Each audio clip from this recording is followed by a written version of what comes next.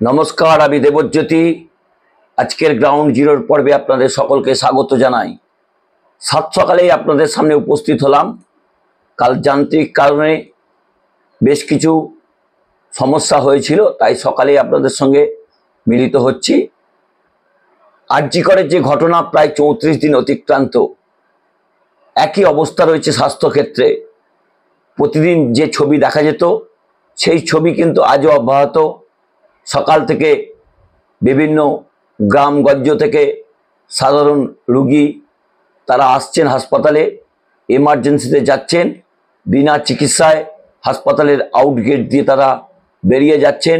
তাদের অবস্থান হচ্ছে হয় বাড়িতে ফিরে যেতে বাধ্য হচ্ছেন, না হলে বেসরকারি হাসপাতালে উপস্থিত হচ্ছেন। বাড়িতে গেলে বিনা চিকিৎসায় মৃত্যু হচ্ছে, আর যারা বেসরকারি কর্পোরেট হাসপাতালগুলোতে যাচ্ছেন তাদের আর্থিকভাবে মৃত্যু হয়ে যাচ্ছে। সেই জায়গাতেই জুনিয়র ডাক্তারদের বারবার কর্মবিরতি প্রত্যাহারের দাবি করছেন রাজ্যের মুখ্যমন্ত্রী, রাজ্যের স্বাস্থ্য প্রতিমন্ত্রী। এর আগে রাজ্য সরকারের পক্ষ থেকে স্বাস্থ্য সচিব নারায়ণ স্বরূপ নিগম তিনি একটি মেল করেছিলেন এবং জুনিয়র ডাক্তারদের সঙ্গে মুখ্যমন্ত্রী আলোচনা করতে চান সেই কথা জানিয়েছিলেন। কিন্তু জুনিয়র ডাক্তাররা সেই স্বাস্থ্য সচিবেরই পদত্যাগ চাইছেন বলে তার মেলে তারা সাড়া দেননি, এবং সেখানে রাজ্য সরকারের পক্ষ থেকে 10-12 জনকে ডাকা হয়েছিল, তারা তাতে রাজি হননি।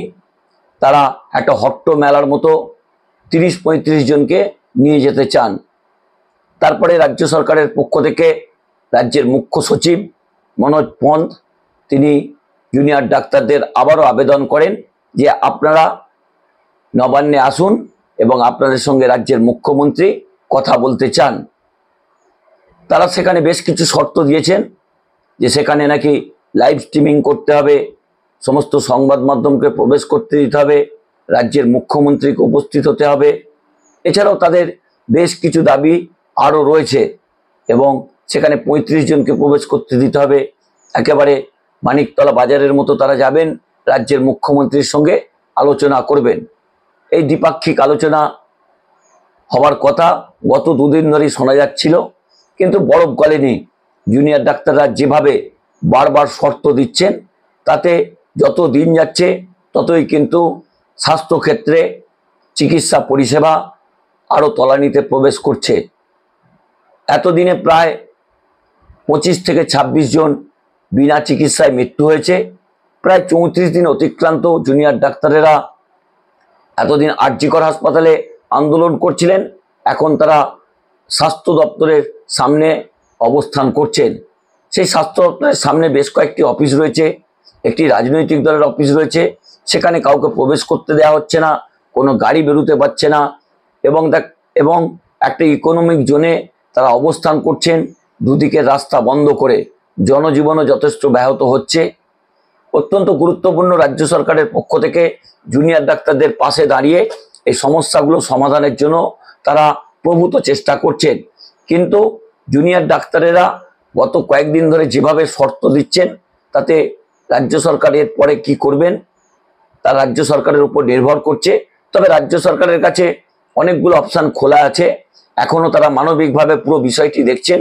কিন্তু জুনিয়র ডাক্তারেরা যেভাবে এই মুহূর্তে অরাজনৈতিক আন্দোলনকে একটা রাজনৈতিক মোড়কে আনার চেষ্টা করছেন, তা কিন্তু অত্যন্ত গুরুত্বপূর্ণ।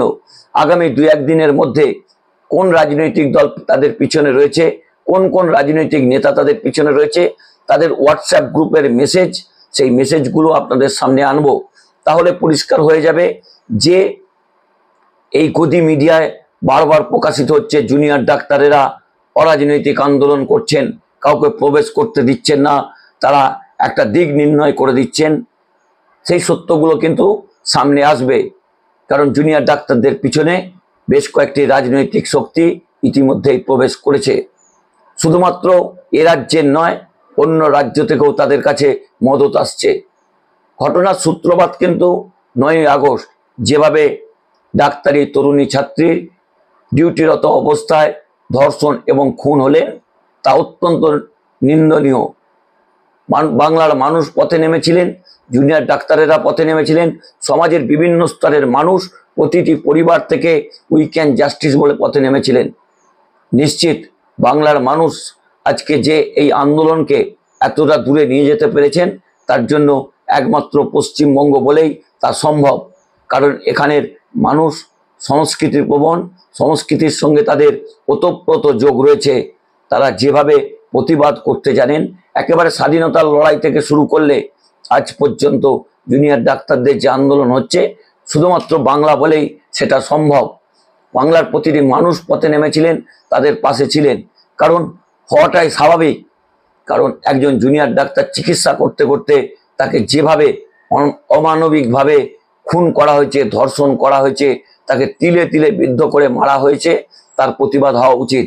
রাজ্যের মুখ্যমন্ত্রী থেকে শুরু করে সমস্ত রাজনৈতিক দল তাদের পাশে রয়েছেন এবং তাদের আন্দোলন সঙ্গত বলে মত প্রকাশ করেছেন। কিন্তু যেভাবে রাজনৈতিক অনুপ্রবেশকারীরা এই জুনিয়র ডাক্তারদের কর্মবিরতিকে চালিয়ে নিয়ে যেতে দিচ্ছেন তা কিন্তু বাংলার স্বাস্থ্যের পক্ষে অত্যন্ত ক্ষতিকারক। আপনাদের আন্দোলন অত্যন্ত সঙ্গত, কিন্তু চিকিৎসা পরিষেবাকে জিইয়ে রেখে এই আন্দোলন আপনাদের করা উচিত। বাংলার প্রতিটি মানুষের মন তখন আপনাদের এই আন্দোলনের সঙ্গে থাকবে।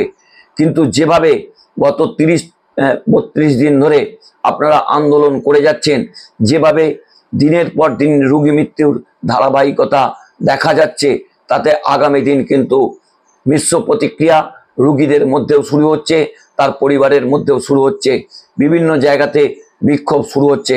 কারণ একটা জায়গাতে সমস্ত আন্দোলনকে থামাতে হয়, সেই সীমা জুনিয়র ডাক্তারেরা কিন্তু ইতিমধ্যেই ছাড়িয়ে গেছেন। কারণ গত পরশুদিন অর্থাৎ যেদিন স্বাস্থ্য ভবন অভিযান তারা ডেকেছিলেন, সেদিন তাদের পরিকল্পনা আগে থেকে ঠিক ছিল যে তারা যে 8টি দাবি নিয়ে যাচ্ছেন, সেই 8টি দাবি পূরণ না হলে তারা স্বাস্থ্য ভবনের সামনে বসে যাবেন। এই তথ্য কেন আপনাদের সামনে নিয়ে এলাম?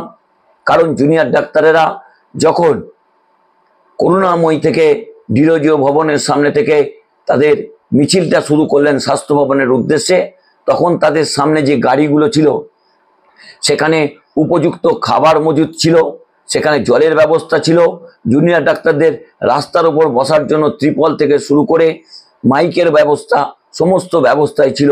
অর্থাৎ একটা পরিকল্পিত সিদ্ধান্ত ছিল যে স্বাস্থ্য ভবনের সামনে বসে সেখানে জনজীবন বিপর্যস্ত করার পাশাপাশি রাজ্য সরকার এবং স্বাস্থ্য দপ্তরের উপর চাপ সৃষ্টি করা।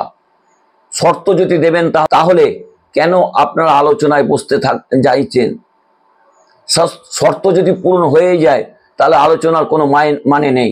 রাজ্যের মুখ্যমন্ত্রী, রাজ্যের স্বাস্থ্য সচিব, রাজ্যের মুখ্য সচিব, স্বাস্থ্য প্রতিমন্ত্রী বারবার জুনিয়র ডাক্তারদের আবেদন করছেন আলোচনার টেবিলে আসুন এবং আলোচনা করে সমস্যার সমাধান করুন। রাজ্যের মুখ্যমন্ত্রী মমতা বন্দ্যোপাধ্যায় চাইছেন যে পুজোর আগে এই সমস্যার সমাধান হোক। কিন্তু যেভাবে আপনাদের মস্তিষ্কে রাজনীতি প্রবেশ করেছে, তাতে এই সমস্যার সমাধান কবে হবে তা নিয়ে কিন্তু প্রশ্ন উঠতে শুরু করেছে। এই বিক্রম ভট্টাচার্য, এই দুর্গা শীল, এছাড়াও হরিপালের একজনের মৃত্যু হয়েছে, নালিকুলের একজনের মৃত্যু হয়েছে, দেগঙ্গার একজনের মৃত্যু হয়েছে, রানাঘাটের একজনের মৃত্যু হয়েছে বিনা চিকিৎসায়। তাদের মৃত্যুর দায় কে নেবে? আপনারা যে বিচার চাইছেন সে বিচার চাওয়া সঙ্গত, কিন্তু যারা বিনা চিকিৎসায় মারা গেলেন তাদের মৃত্যুর দায় কে নেবেন?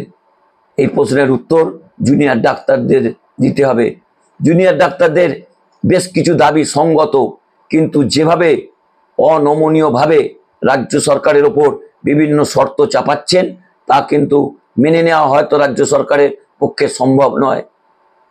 যেভাবে রাজ্যের মুখ্যমন্ত্রীর মুখে জুতো মারার কথা বলছেন, রাজ্যের স্বাস্থ্যমন্ত্রীর মুখে জুতো মারার কথা বলছেন, রাজ্যের শিক্ষা সচিব, রাজ্যের স্বাস্থ্য সচিব, তাদের বিরুদ্ধে যেভাবে স্লোগানগুলো আপনারা দিচ্ছেন, সত্যিই কি বাংলার সংস্কৃতি এতটাই ভঙ্গুর? এই স্লোগানগুলো একজন মহিলা মুখ্যমন্ত্রীর বিরুদ্ধে জুনিয়র ডাক্তারেরা কি দিতে পারেন? বাংলার একটা কৃষ্টি রয়েছে, বাংলার একটা সংস্কৃতি রয়েছে, সেটা জুনিয়র ডাক্তারদের মনে রাখা উচিত। এবং রাজ্যের মুখ্যমন্ত্রী মমতা বন্দ্যোপাধ্যায় রাজনৈতিক আন্দোলন নিশ্চয়ই সকলেরই খেয়াল আছে। সেই রকম একজন মহিলাকে যেভাবে আপনারা কুৎসিত ভাষায় আক্রমণ করছেন তা কিন্তু বাংলার সংস্কৃতির সঙ্গে খাপ খায় না। রাজ্য সরকার এখন কি করবেন? রাজ্য সরকারের কাছে অনেকগুলো অস্ত্র রয়েছে।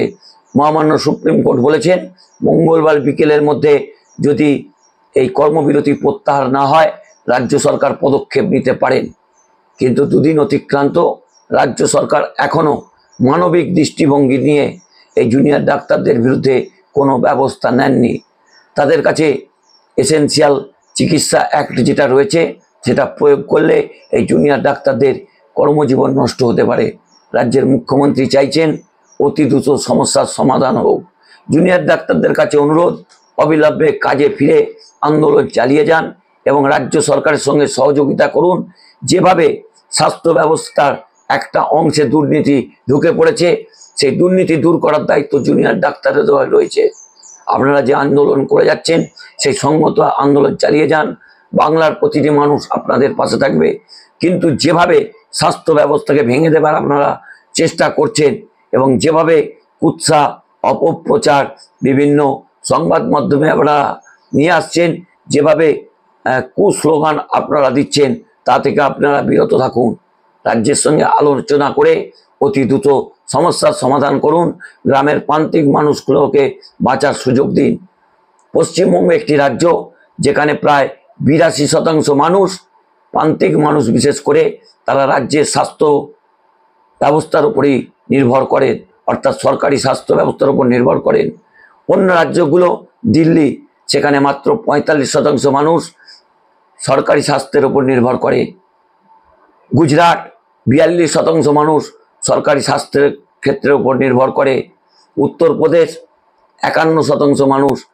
অন্যদিকে ছত্তিশগড় রয়েছে, বিহার রয়েছে, আসাম, তাদের সকলেই কিন্তু জায়গাতে একটা তথ্য সামনে আছে, সেটা হচ্ছে সরকারি স্বাস্থ্যক্ষেত্রে তারা কেউ 40%, কেউ 42% সরকারি স্বাস্থ্যকেন্দ্রে যায়। বাকি তারা ঝাঁ চকচকে কর্পোরেট স্বাস্থ্যকেন্দ্রে তাদের চিকিৎসা ব্যবস্থা করেন। অর্থাৎ আপনাদের কাছে একটাই অনুরোধ, এই অনমনীয় মনোভাব ছেড়ে নমনীয় মনোভাব নিয়ে রাজ্য সরকারের সঙ্গে বসে আশু সমস্যার সমাধান করে স্বাস্থ্য পরিষেবাকে ফিরিয়ে দিন। উই ক্যান জাস্টিস, আপনাদের আন্দোলনের সঙ্গে আমরাও আছি। নমস্কার, ভালো থাকবেন, সুস্থ থাকবেন। জয় হিন্দ।